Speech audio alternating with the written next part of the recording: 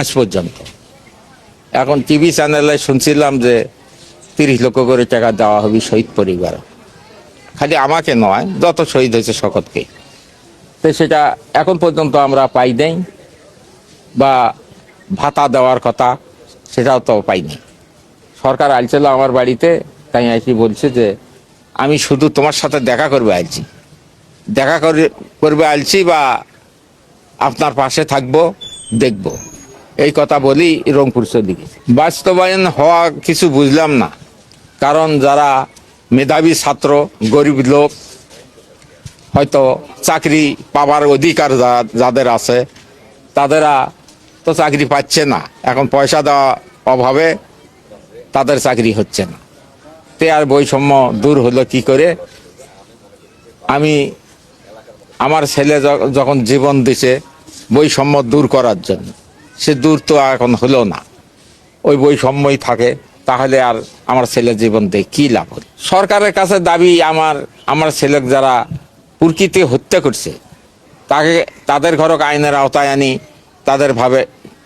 কঠিনভাবে যেন বিচার করা হয়, এটাই আমার প্রত্যাশা। আর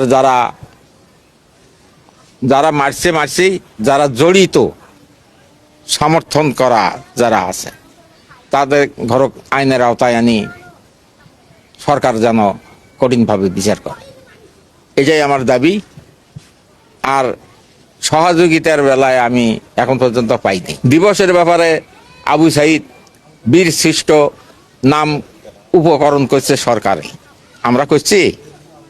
তে সরকার যেটা বীর শ্রেষ্ঠ আবু সাইদ নামকরণ করছে, তাদের নামেই যেন দিবসটি 16 জুলাই যেন পালিত হয়।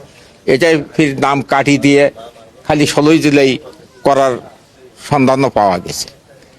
এইটা যেন না করে যেন অফিস আদালতে জেলে নতুন ঘর হবি ছেলের যেন আবু সাইদ নামে নামকরণ করা হয়, এইটাই দাবি আমাদের। পাওয়া আবু সাইদের বিচার চাই।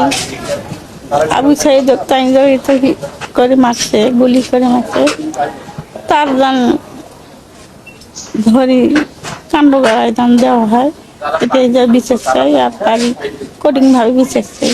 আবু সাইদের তাই মারছে।